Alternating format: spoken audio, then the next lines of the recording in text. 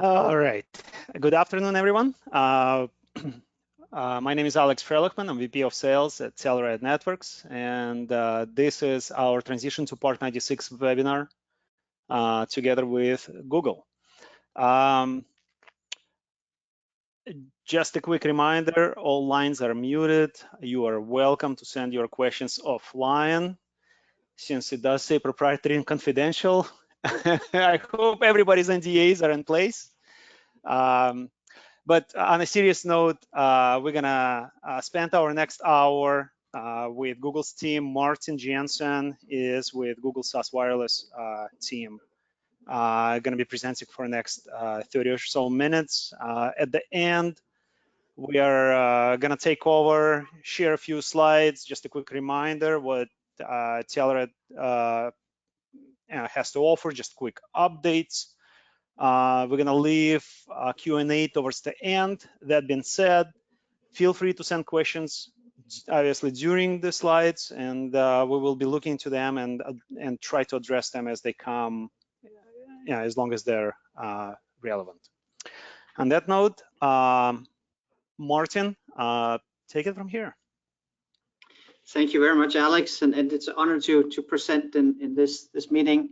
What we wanted to do here is present some of the learnings, some of the questions that we typically get in to the audience, and hopefully address some of the questions that may have and give you some practical examples on some of these transition that needs to happen here pretty soon. So without further ado, I'm going to flip on to slide number 2. You've probably seen this before. What's different in CBRS compared to your Part 90 network today? And some of our customers that we worked with, they call it the CBRS journey. So it is a journey where you transition your network from the current Part 90 to Part 96. The end goal is obviously to get access to more spectrum compared to what you have right now. But on that journey, on the way, you also have to start to get familiar with the fact that now this is a shared spectrum, and you have the SAS that you were working with. And as Google here, we want to present some of the options and some of the learnings that we have had during this transition with a number of customers. And whether you're just starting to get started with migration to CBRS, this session is aimed at sharing some of these first-hand learnings and experiences from past migrations that's already occurred, as well as answering some of these questions that we have been receiving through the Google SAS support and other means. Obviously, we can't cover everything in this short webinar, but we're hoping that the audience takeaway from this session is some very practical information that you can use as you start to venture in this journey. So the first thing to plan and the migration step, if you will, bear in mind that the deadline for this transition is October 17th for 80% of grandfathered licenses. I'm actually happy to report that we just yesterday finished a migration of a decent size WISP that's using Telrad, and that was very successful. They followed this particular 4-step migration process, and we're very happy to report that was without any major obstacles. So the first part of this migration is the planning phase. The planning phase is super important. This is where you collect the information about your network as a whole. That basically all your installation data that's needed to provision the CBSD information. The next phase is a setup and prepare. So you might have found some issues during your setup and preparation phase that needs to be taken care of. And we'll go into these in more detail in the later slides. The next common process is to test and communicate. You want to, when you do the testing of the transition, you want to test that in a controlled area. If you have a toy cell, or if you have a little cluster of sites and CBSDs that you can do this on, that's the best approach before you start the next phase, which is the execute and verify. So these are the 4 major phases as part of the actual transition. The 5th step is what we call the optimize and expand, and we're going to elaborate a little bit on some of the new channel reports that we can generate from the SAS side, and that we want to share with the audience on your specific network. that you can use for this particular process of how to optimize with this incremental spectrum and expand either capacity expansion or coverage expansion. So that's the four main migration step, as well as the fifth, the expand and optimize phase. I want to stress one thing. That's what we have learned over the past migrations. It is a daunting task for many of these networks, and it's always the first phase that requires the largest effort, but it's also probably the most important part of the transition, making sure that you understand all the nitty-gritty details of your network. And also a lot of customers that we worked with in the past, even though it's a hard task to inventorize all your network and get all the data done, it's also when you end up with, after the migration, you end up with a better understanding of your network, and sometimes it is a little bit of a cleanup, but you always end up with a better network at the end. Just make sure that you allocate enough time for the planning phase, because that is the one that typically takes the longest time and also the greatest effort. The planning phase, so you can look at that as kind of 5 steps, and most of you probably completed some of these already. Obviously, you need to be signed up with a SAS or through Telrad. The next phase is the gather network and equipment information, and this is where we're going to show you some of the basic tools that we created. Also, a very good common practice, and I will demonstrate that later on, is to map out your network. Once you gather it, use the tool that Google offers in Network Planner to map out the network that you have and discover any potential irregularities that needs to be corrected. Of course, ensure that you have CPI certified engineers on staff. And then also another part is to check your Part 90 license status. If you have existing grandfathered license in your coverage area, they might be blocking the upper 50 part of the network today. So those are the steps of the planning. Here's some URLs that we included in this deck just for your reference. How to check your Part 90 license is in the link there in the middle. And also how to cancel the Part 90 license. We get quite a few questions on how do we realize that we are blocked on the upper part of the spectrum when we have to migrate to Part 96 CBRS. How do we cancel those licenses? So we get that question quite often, and here's the link to how you can relinquish those frequencies, either individually one by one, or you can relinquish the entire all your sites that you have. The timing of this, typically it's about 2 weeks time plus minus. We had an average about 2 weeks time from when you request the relinquishment of the Part 90Z license until it's fully updated in all the SASs, and you can start to use the upper part of the spectrum. I mentioned this part of this planning phase is a very good idea to map out your network. Ensure all your data is correct prior to importing. If there's something that's pointing in the wrong direction, or you might have some decimal points that might be incorrectly placed, it gives a very good mapping baseline of the network. And during some of these migrations we've done, we've seen that operators that uses this, it catches errors up front before you start putting the data into the SAS tool. So I'll show you a little demo of some of the common practices that have been used specifically for this, and how you can detect those. So we have we created this inventory sheet. It's a basic Google spreadsheet, but it contains all the information and all the pertinent information too that's required from the SAS. And obviously you can put additional information as you see fit. We see that some operators like to put their PCI codes in here. They like to put antenna structure information here, but you can add all of the information that's important for your particular network in this particular sheet. This sheet feeds 2 more sheets. One is the network planner input, and I'll show you how that is used. But this network planner input is basically the input where you use this, so you can drag and drop into our network planner tool to verify that your data is consistent and it's good. The other sheet is the SAS input sheet, similar to how we can import directly from this sheet into network planner. we have that option to do that into the SAS. So I'm going to show you how it's typically done. I'm going to drag this over here and pull that to the side. And while I do that, I click File. I do a download as a comma-separated file. And the other side here, I have Network Planner. And I can drag that over to the other side with my small screen. Let's see, oops. Let me pull this down. Here was the comma-separated file that I just downloaded. I want to see how my network looks like. This is a demonstration network. I want to see how it looks like, just to make sure I caught all discrepancies and et cetera, and we have on this one we made a couple of deliberate mistakes that we've seen typically in these networks. You see, one of the common mistakes is the lat and long is incorrect, and here clearly there's an issue with this CPE that is located somewhere in Asia and it shouldn't be. So you simply click on this and you can see there's a minus missing. So you can update that here and you update that in the spreadsheet. So you caught that error. That would have been an error that you might been needing to troubleshoot for an hour or two as you go through the actual migration during the maintenance window. The other common thing that is worth looking at is this demonstration network here is somewhere in the panhandle of Florida.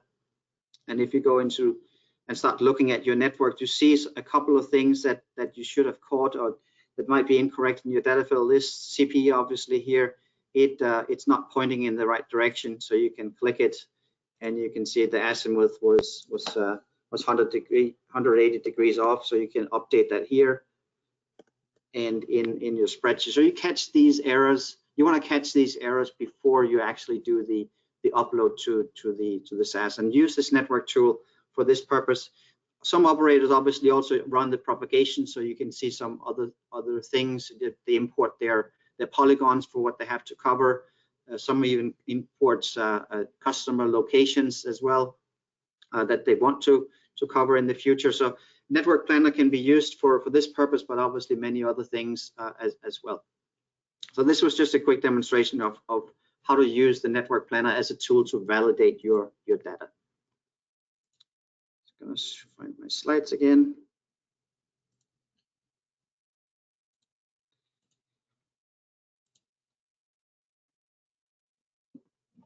So the other part is another question that we typically get many times is the planning of the spectrum. Obviously, you go from 50 megahertz to 150 or somewhere. Sometimes you obviously have to deal with other operators in that same area. So how do you plan your spectrum? And this is where a new functionality is coming into place called the coexistence that we have deployed within the Google environment.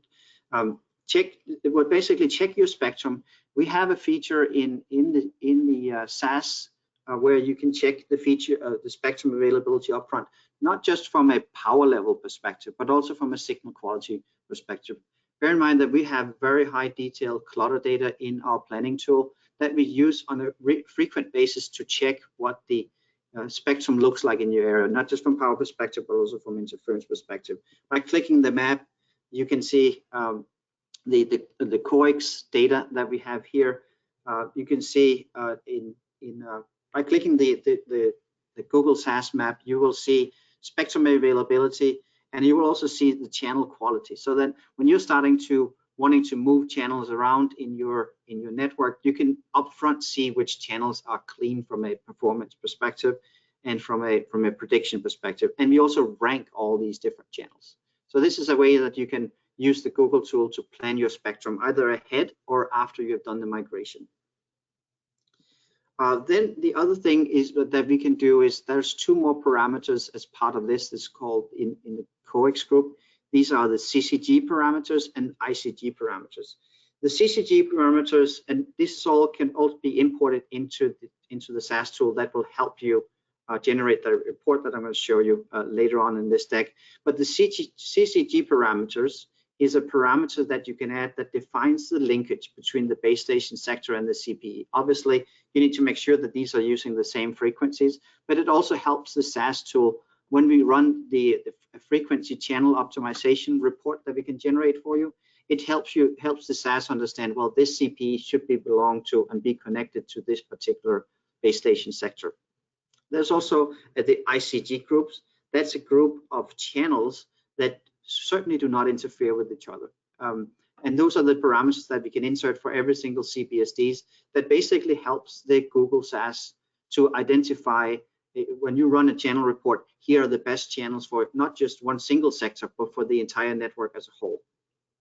So what the Google SAS can do is to create a frequency planning report that basically looks at, here's your current channel and here's your current assignments of your channels across the entire network of yours. Look at what are the other incumbents and what are the other operators doing in the network. Where are the free channels for you to use, and which ones of those channels is the best ones and optimal to use for each of your CBSDs. So it's a channel report that we can generate from the SAS that is utilizing all of this information, including the propagation engines that we have. I have a slide later on that shows a little more detail, and obviously we can have a separate session later on just to go into more detail as well. The next phase of the 4 phases is the setup and preparation phase. Obviously, before you start doing migration, make sure you're familiar with the SAS portal. Familiarize yourself with it. Make sure you understand the details, where to find them, etc., etc.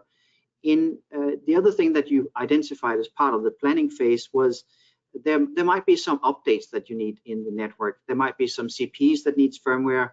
The base station might needs an update.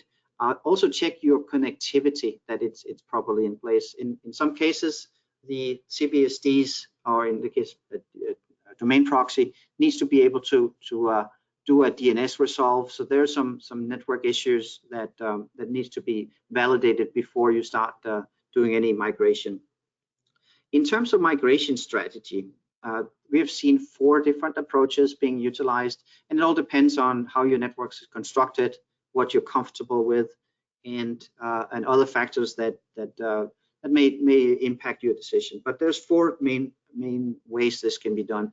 One is obviously do a side-by-side and associated CPs that's associated with that site. So one site at a time could be an approach. The other one we've seen is a cluster by cluster approach. You pick a cluster of sites that you're comfortable with and have perhaps technicians in the field in case something goes wrong. So there's a typical cluster by cluster approach. Sometimes there's multiple vendors involved, and you will do a vendor by vendor. And then the 4th option that we've seen a couple of times is a flash cut. So do the entire network and get it over with in one go. The other thing that's very important as part of any work before you do any migration is to look at what are the KPIs that you're interested in collecting before. How do you collect those KPIs to make sure that the network is performing the same or even better after the transition? So collect your data, find out what your performance indicators are, find out the method of which how to collect those information. If you have access to historical trend, and if you can get it on per CPE level, you can very quickly see what might have happened during this migration. And also run a parameter audit before the migration, so that after the migration, if something is not completely the way it should be, you can always go back and compare the parameters from before the migration. So these are some important steps that we found was good to perform as part of this migration. In this case, there's an option to import the parameters into the SAS prior to any migration, and in some cases you can also pre-register them to make sure that all the parameters are consistent across your network. And you can check the spectrum and the power available using that using the import and using the options in the SAS portal, just like I showed in one of the previous slides. And with that, the spreadsheet that I showed earlier, the other tab, it is as easy as I showed in the network planner. You can download a comma separated file that you can drag and drop into the SAS portal. It works exactly the same way. And if you do the import into the network planner ahead of time and make sure that there's no errors, this should be pretty smooth. The next phase is the test and communicate. This is where you want to test out the migration on a little portion of your network. So select your area that you want to migrate. If you have a toy cell, that could also be an option. Create a detailed mob, not just for how you're going to do the execution of the migration, but also if something happens and you need to revert back. So that's of course always important. And then communicate to all your constituents and potentially your customers, definitely your customer care, the rest of the engineering team, that this migration is going to happen. Make sure that you use this as a testing option, so that when you do the next phase of executing on the entire network, you know exactly who you need to communicate this to and how. And of course then execute. And the last phase, evaluate. Evaluate not just the performance, but also evaluate the mob. So if any changes that needs to happen, you can update that before you actually do the mass migration. And the last one, assuming that all these steps has been done well before, it's a simple execution and execute and verify. Follow those 4 steps. You're setting up the baseline. Again, you perhaps do another parameter audit, do a performance audit per CPE and for a network wide, execute it. Typically, we are seeing these migration done during the maintenance window, but we also seen some done during the daytime. Once that is done, evaluate not just your entire network, but evaluate, if you can, customer by customer, to make sure that everything works better than before. And then, of course, verify all the parameters and the spectrum is set up correctly. And that's the last part of the execution. Then this phase 5 is where we're starting to get more and more questions on how can we as a Telrad and Google help with optimize the CBRS spectrum that's now available. And this is where we use the Google geodata that we have available. We have very high resolution of clutter, including building and trees. We can use that to create propagation maps using our propagation engine that's running in the Google Cloud. We of course has CBSD details, not just of your CBSDs, but the other CBSDs that might be in your serving area. So we can see who is using which channels and which channels are best for you to use for each individual CBSD. And of course, the network configuration. If you have provided the CCG and the ICG information per CBSD, then we can use that information to further optimize these planning reports. And then the last slide I have is a sample channel report that we produce. It's a site-by-site or CBSD or CBSD per CBSD, showing what's the name, what's the site, here's the channels that you use, here's the recommended channel based on the algorithm that we composed that you can assign to your network, not just in the upper 50 where your site were before, but the entire breadth of the 150 megahertz of spectrum. So that's a report that we can help you generate to with that last step, which is expand and optimize. And with that, Alex, I'll hand it back over to you. Awesome, thank you, Martin. There are no questions in the chat window that I can see, not yet at least, but I'm sure those will be coming through. That was very interesting, and in fact, you are correct. With the proper preparation, it's quite structured process. You know, nothing is perfect, but so far with every customer, you know, with the proper steps of taking their existing network, you know, creating CBSDs, porting them, and I do have to re-emphasize the importance of coexist. It's nothing less than magical. I still can't figure out how you guys came up with this system, and it's working. So let me share my screen to go over a couple of action items.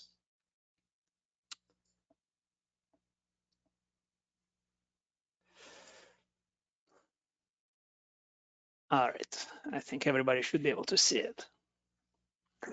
So, so CBRS has not been an easy journey for us. We've been working on that for the last couple of years, obviously. Some of the people that are on the call with us today in the general group, I've been there from the beginning. Went through fire and the water. So it definitely was not easy, but what we do know for sure is that the process is functional, it's working. We have a software and we are constantly working to improve that and add additional features, improve performance, and so on. So what I would like to do is, just for people that are not familiar with Telrad, a quick overview who we are and what we are. So we are a 67, 68-year-old company. We are one of the first technology firms established in the state of Israel since its inception. We have deployments in pretty much almost every part of the globe. Back in a few years ago, to say the least, we have acquired assets of and some of the technology from a company called Alvarian. They were the pioneers in fixed wireless broadband space. So every piece of hardware today or software that we offer contains some of that DNA, intellectual property, or technology that is built specifically around fixed wireless access. And that's why we do say that we're purpose-built, because everything about our LTE system is purpose-built to serve fixed wireless users better. So important aspect, and cannot stress it enough, we offer end-to-end LTE solution. That means we offer the EPC, we offer the eNode Bs, the base stations. We offer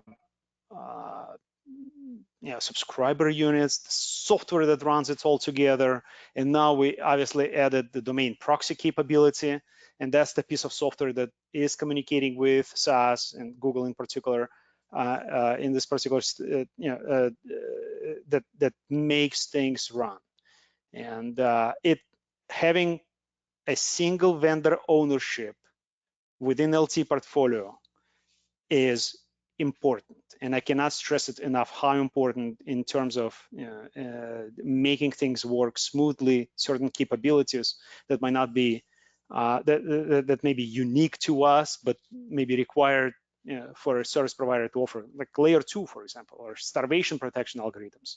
If there is a deficiency, some nuances and bugs in the chipset for CPE, we don't have to point fingers. We can just take it and fix things internally and offset those problems and deficiencies within our software and so on. So over time, it proved time and time again, having a single vendor ownership of a complete solution makes sense.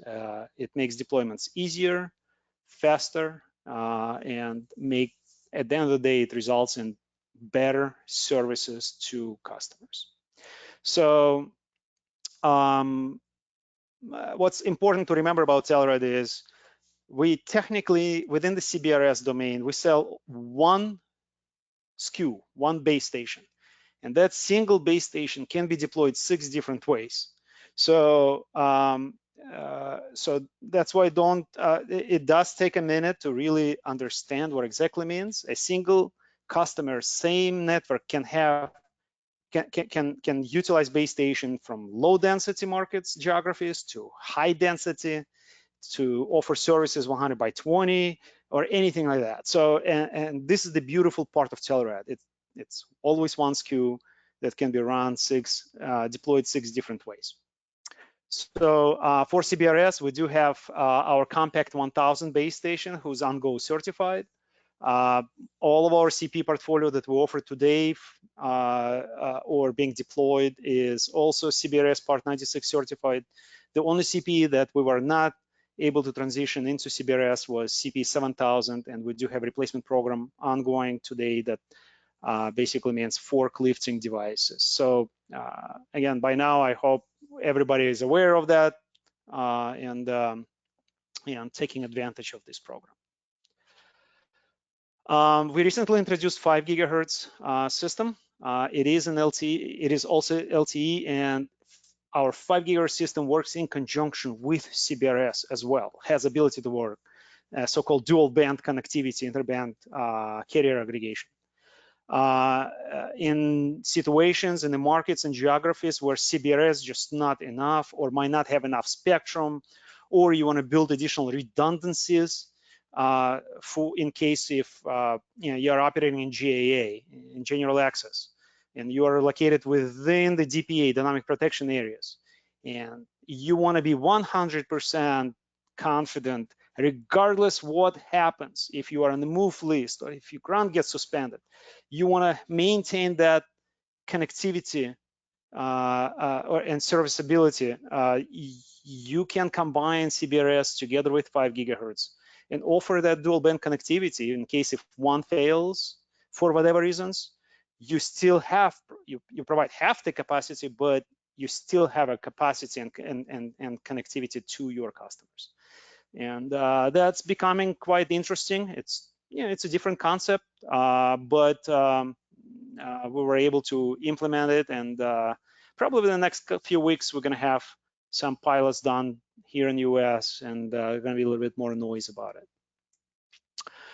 Portfolio of CPEs, I'll skip that, and I just talked a little bit about the dual band connectivity, the base station chaining. So to go back to the theme is migration, and we have prepared a magnitudes of different documents and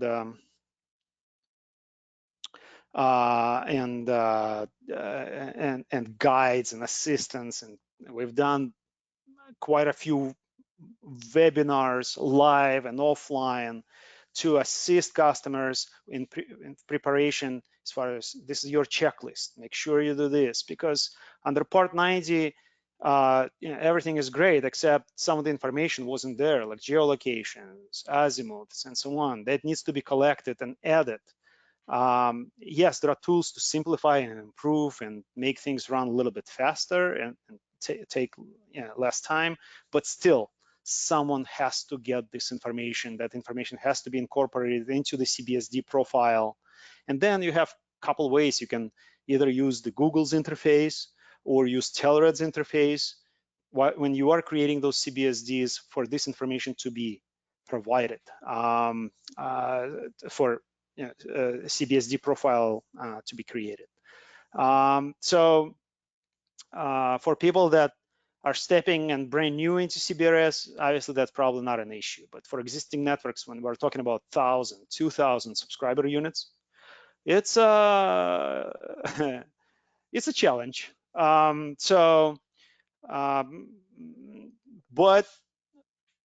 not an impossible.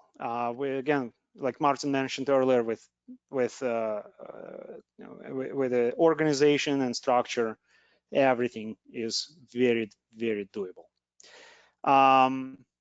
So there are, I'm not going to be going through those steps. It's a whole separate presentation. We have quite a few documents, but essentially for existing customers, it's like I mentioned, besides the manual work of gathering information of CPE geolocations, everything else is done within the software, and it's quite quite reasonable and efficient.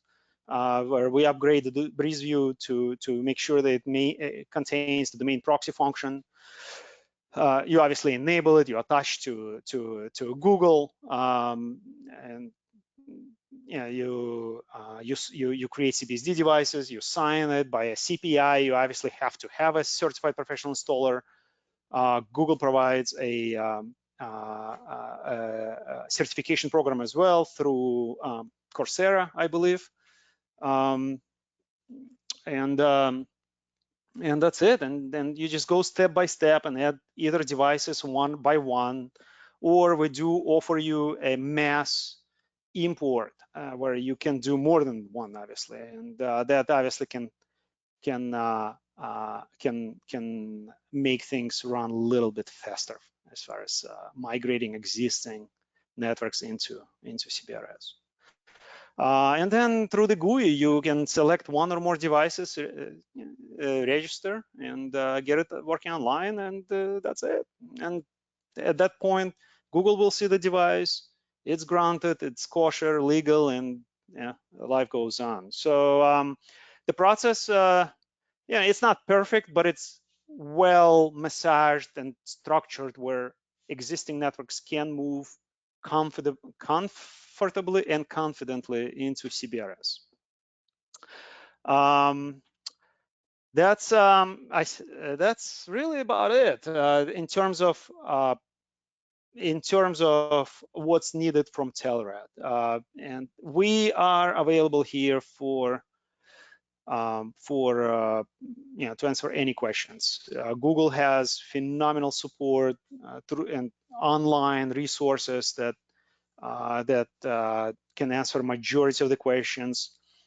Weekly, Tuesday, 1 p.m. Eastern Standard Time, there are live webinars that talk about the Network Planner, which is very, very interesting and cool tool.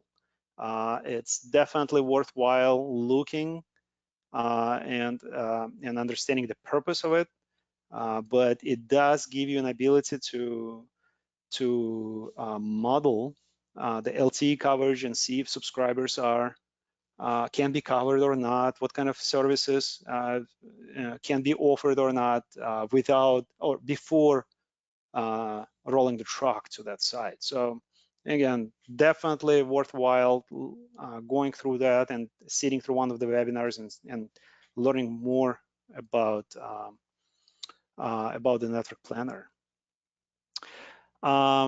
Any questions from the group? You guys been reasonably quiet, and I want to make sure that you're we're being efficient and respectful with your time.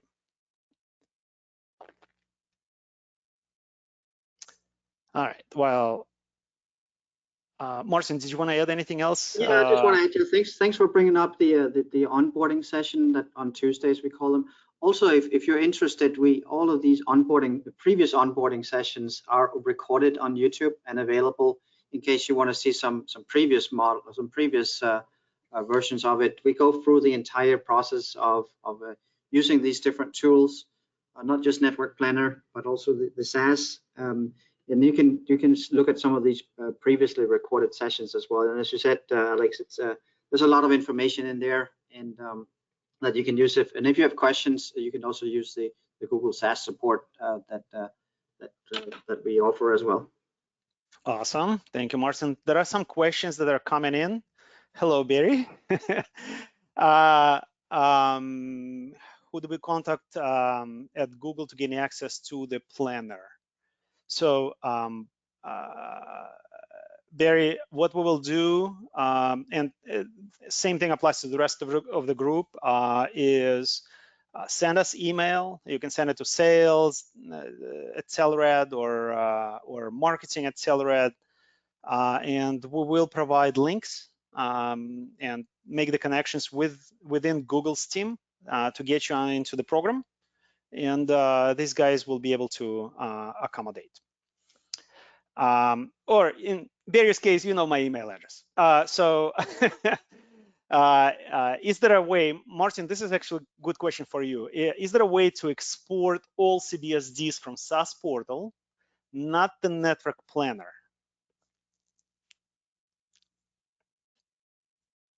Is there a way to export them? Not at the moment, but it is a roadmap item that we have coming up very, very shortly. It's a good question, yes. But at the moment, we don't have an export function, but it is a question that's been asked frequently. So it's something that's coming up on the roadmap. Okay. So James, so from Google's side through web interface, not yet. From Breeze View side, yes, you can. So, but eventually that feature will be available. But in case if you are using a Breeze View to manage your CBSDs, you can easily export the CBSD profiles. Oh, Joyce just mentioned for access, SAS SAS-support at google.com. So you may send your inquiries directly to Google's SAS support group, SAS-support at google.com. Now, one more question. As an integrator, I work with many. Okay, got it. Okay, thanks, Barry. All right, anything else? So while there are a couple more questions being typed. I wanted to emphasize concept about coexistence, and we've been stumbling into this more and more within the CBRS frequency band. We've been dealing with that for EBS, BRS, the 2.5 gigahertz frequency bands for forever, essentially. If you're coexisting with other service providers like Sprint, for example, in 2.5, you want to make sure that you're coexisting with the same technology. So that helps you to avoid the interference, and interference is mutual. So so within the CBRS, if you're going to build a network or expand your network, I can't stress enough, expand it with the same technology that the rest is running, and the rest is going to run LTE. Very likely, you really going to have no choice. You're going to have to coexist, most likely, with one of the carriers, one or more carriers. So, and there's only so much spectrum. Yes, SAS will do its best in managing it, but physics are physics. So we do strongly encourage people to look into the technology that they're using. Carriers building networks in very different manner. They are building in macro cells, and then with very powerful base stations, and then they drop the small cells to build extra capacity. So the noise and interference is somewhat different than in traditional unlicensed frequency bands, as well as under Part 90, since you just haven't been dealing with that much. Please be prepared to deal with coexistence. And if you're going to coexist with the same common technology that will allow you to set your configuration, your so-called splits between uplink and downlink, and the only common configuration that also gives you ability to future-proof your network with 5G, because LTE does have that path. Frame allocation 2, special subframe 7. This is the common one that gives you interoperability between, or coexistence between 4G and 5G, the LTE and 5G NR. So just be cognizant of that.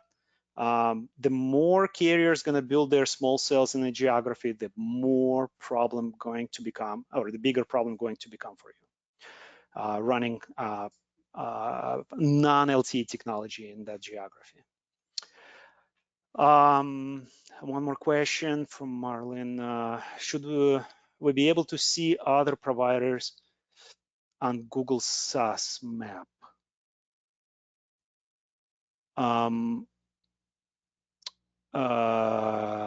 are you referring to I'm guessing you're talking about service providers. So Martin, question. So you have a service provider, right? Service provider X in geography Y, and he is coexisting with another service provider. Somewhere there is an overlap. How much information does that service provider X have about that maybe competitor, maybe friendly operator? Do they know the geography where they cover or not? Does Google provide any kind of that kind of service? We can't in the SAS you cannot see any other service providers, and the only thing that we can see, you can't see the other service provider in the SAS. You can see the effect of it if you use some of the tools inside the SAS to see what's the available spectrum. You will be able to see the available spectrum that this particular CBSD has available, and its channel quality for all of the 10 channels. So that's what you're able to see, but you can extract an information about anybody else's network from the SAS. Thank you. So Marlene, so the idea is that Google will give you guidance on best possible channel to be used for that particular geography without disclosing information about second operator in the same geography or near. Question from Peter. On Google's site, quite a bit of documentation, definition guides. Some of it may be a little bit outdated. With regards to the interface as it currently exists, if you guys are planning to update some of that, some of those resources.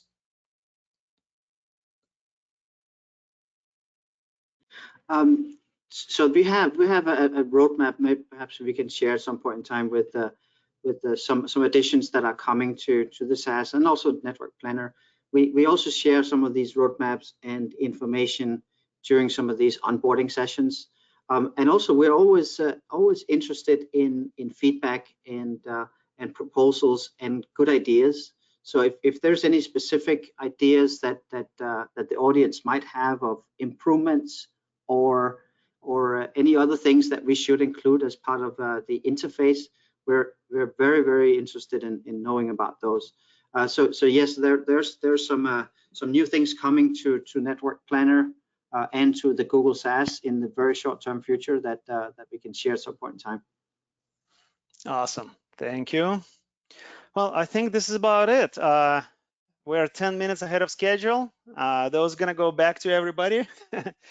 I would like to thank Google's team and Martin in particular for spending your hour with us and educating and sharing some of that information. I'm a strong believer in knowledge is the power. So the more people know, the less mistakes they make, the less expensive it's gonna be. So as I like to say, experience is a good teacher, but very expensive. So let's save some dollars here and there.